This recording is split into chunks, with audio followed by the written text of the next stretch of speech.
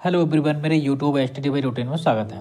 दोस्तों, आज हम लोग बहुत ही महत्वपूर्ण टॉपिक अलंकार को पढ़ेंगे। दोस्तों, अलंकार का यह सेशन बेसिकली यूपी पुलिस के लिए है।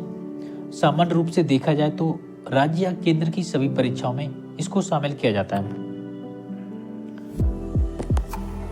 दोस्तों, इसको आज हम बहुत ही सिंपल भाषा में समझने की कोशिश करेंगे। तो चलिए दोस्तों, क्लास स्टार्ट करते हैं। दोस्तों, अलंकार का अर्थ क्या है?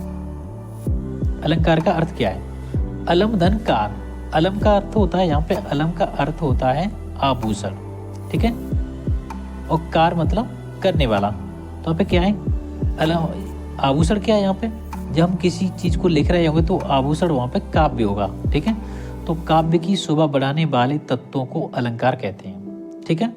जो हम लिख रहे हैं किसी चीज को, उसमें जो शोभा बढ़ाने वाले शब्द होते हैं उन्हें हम क्या बोलते हैं? अलंकार बोलते हैं, ठीक है। अलंकार के भेद कितने हैं? अलंकार के दो भेद हैं। कौन कौन सी? एक अर्थालंकार और शब्दालंकार, ठीक है। अर्थालंकार में कितने कौन कौन से?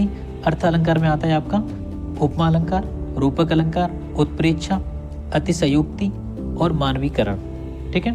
अर्थालंकार में कौन से? उपमा, रूपक, उत्प्रेक्षा, अतिशयोक्ति और मानवीकरण। दोस्तों, अर्थ के आधार पर जिनको हम शब्दों की शोभा बढ़ाते हैं वो अर्थालंकार में आते हैं, और शब्दों के आधार पे हम इनको देखते हैं वो किस में आते हैं? शब्दालंकार में। तो शब्दालंकार में कौन कौन से होते हैं? शब्दालंकार में आते हैं अनुप्रास अलंकार, यमक अलंकार और श्लेष अलंकार। कौन कौन से? अनुप्रास, यमक और श्लेष अलंकार। दोस्तों, अब हम इनको सबको एक एक कर देखेंगे। दोस्तों, सबसे पहले आता है अर्थालंकार, ठीक है। अर्थालंकार में कौन सा पढ़ेंगे हम? उपमा अलंकार, ठीक है। उपमा अलंकार क्या है? जब पंक्ति में योजक चिन्ह आए, योजक चिन्ह, ठीक है, योजक चिन्ह। जब पंक्ति में योजक चिन्ह आए वो सा, सी, से आए, वहां उपमा अलंकार होता है।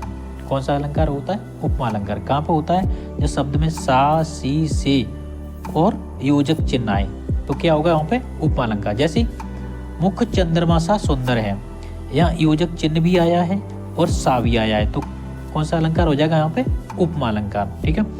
कर कमल सा कोमल, तो यहाँ पे उपमा योजक चिन्ह भी आया है और सा भी आया है, तो कौन सा अलंकार हुआ यहाँ पे?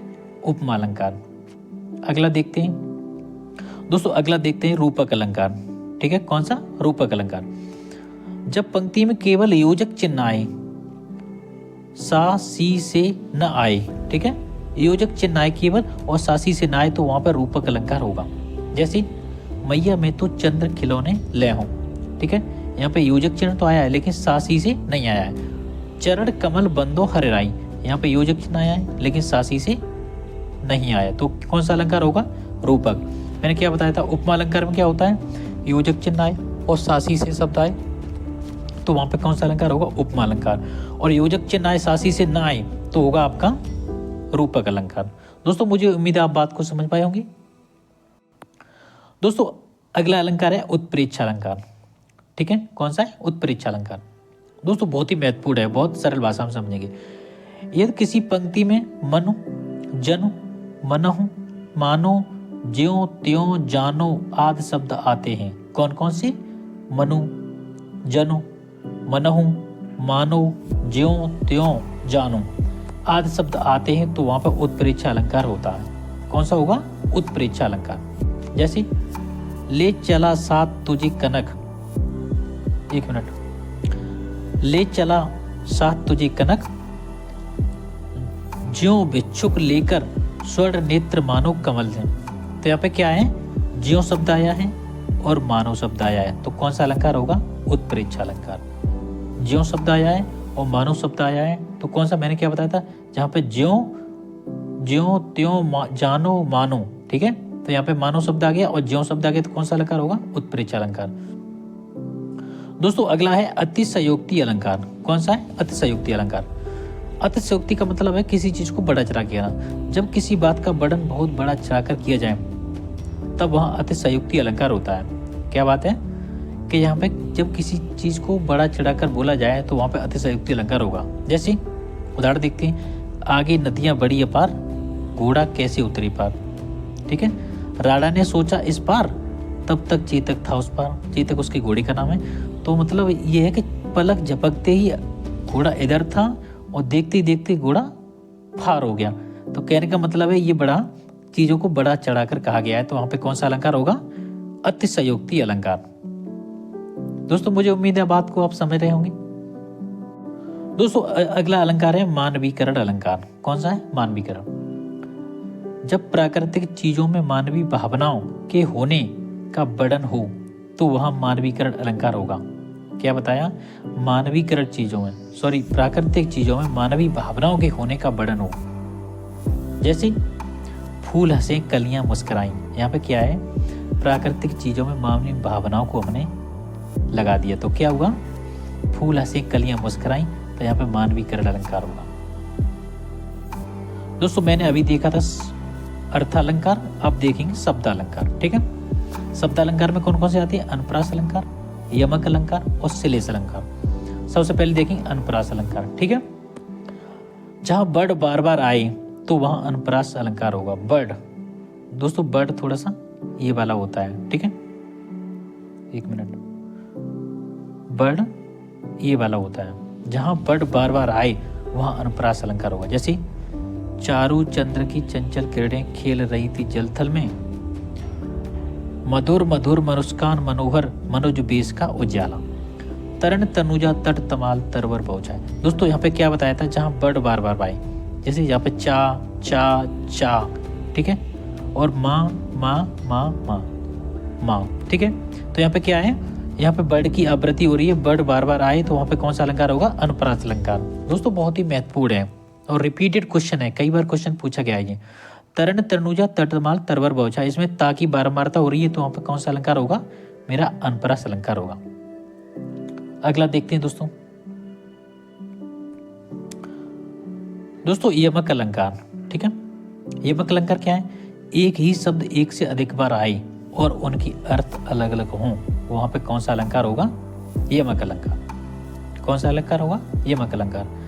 यहाँ पे क्या है? काली घटा का घमंड घटा, शब्द एक ही है लेकिन अर्थ उनके अलग है। जैसे यहाँ पे काली घटा, काली घटा हम लोग जानते हैं ये बादलों वाली काली घटा है। ठीक है, यहाँ पे काली घटा, बादलों की काली घटा का घमंड घटा, यहाँ पे घटा कम होने का मतलब है, बादलों के कम होने का। काली घटा का घमंड घटा, यहाँ पे तो घटा का मतलब हो गया बादल का रूप और घटा मतलब कम होने का। तो यहाँ पे क्या है? एक ही शब्द का एक से अधिक बार आए और उनके अर्थ अलग अलग हों। जैसे काली घटा का घमंड घटा, दोनों अलग अलग अर्थ हो गए। यहाँ पे दोस्तों कनक एक बार और लिख लीजिए। ठीक है, कनक कनकते 100 गुनी मादकता अधिकार। कनक यहाँ पे होता है एक सोना और कनक होता है एक धतूरा। जैसे कनक सोना ज्यादा मिल जाए तो आदमी थोड़ा सा पगला जाता है, और धतूरा आपको आदमी अगर खा ले तो उससे क्या है? बोरा जाता है। तो यहाँ पे दोनों शब्द एक ही है लेकिन शब्दों के अर्थ अलग अलग हैं, तो वहां पे कौन सा शब्द होगा? हमारा होगा अलंकार यमक अलंकार। एक ही शब्द हो, उनके अर्थ अलग अलग हों, तो कौन सा अलंकार होगा? यमक अलंकार। दोस्तों आगे देखते हैं श्लेष अलंकार। जब एक शब्द के अनेक अर्थ होते हैं वहां श्लेष अलंकार होता है। जब एक शब्द के अनेक अर्थ होते हैं तो कौन सा अलंकार होगा? श्लेष अलंकार। रहमान पानी राखिए बिन पानी सब सून पानी। दोस्तों ये पानी यहाँ पे होगा, ठीक है, लेकिन हम थोड़ी गलती है। पानी गए न उबरी, पानी गए न उबरे मोती मानस चून। ठीक है दोस्तों, ये पानी, ठीक है दोस्तों। यहाँ पे पहले पानी का अर्थ है मनुष्य से मतलब है। ठीक है, किससे मतलब है? मनुष्य से। जब इसका मतलब विनम्रता से। दूसरे पानी का मतलब है विनम्रता। जब मनुष्य में विनम्रता नहीं हो तो वो क्या है? शून्य, मतलब कोई मतलब नहीं है। मनुष्य में हमेशा विनम्रता, पानी होना चाहिए। ठीक है, पानी मतलब विनम्रता होनी चाहिए। पानी का दूसरा अर्थ आभा। आभा का मतलब होता है तेज, ठीक है, या चमक।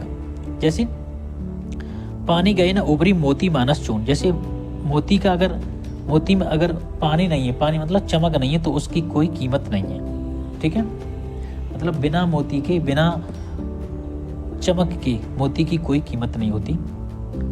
तो यहाँ पे क्या है? श्लेष अलंकार होगा। जब एक शब्द के एक से अधिक अर्थ हों, शब्द एक ही हो लेकिन उसके अर्थ अलग हों, तो क्या होगा? वहां पे श्लेष अलंकार होगा। दोस्तों मुझे उम्मीद है आप बात को समझ पा रहे होंगे। दोस्तों ये मेरा लास्ट अलंकार है विभावना अलंकार। ठीक है, विभावना अलंकार क्या है? कारण के अभाव में भी जब कार्य सिद्धि का वर्णन हो तो वहां पे कौन सा अलंकार होता है? विभावना अलंकार। क्या बताया? कारण के अभाव में भी जब कार्य सिद्धि का वर्णन हो तो वहां विभावना अलंकार होता है। जैसे बिना पैर के चलना, बिना कान के सुनना, बिना हाथ के कार्य करना की बात की जा रही है इस पैसेज में। ठीक है, क्या है यहाँ पे? बिना पैर के चलना, बिना कान के सुनना, बिना हाथ के चलना, कार्य करना। अब हम देखें एग्जाम्पल। बिगु पग चले सुने बिन काना, कर बिन कर्म विधि नाना। मतलब बिना पैर के चलना और बिना कान के सुनना और बिना हाथ के कार्य करने की बात कही जा रही, तो वहाँ पे कौन सा अलंकार होगा? विभावना अलंकार। दोस्तों वीडियो अच्छी लगी हो तो लाइक और सब्सक्राइब जरूर कर दीजिए। थैंक यू दोस्तों। जय हिंद, जय भारत।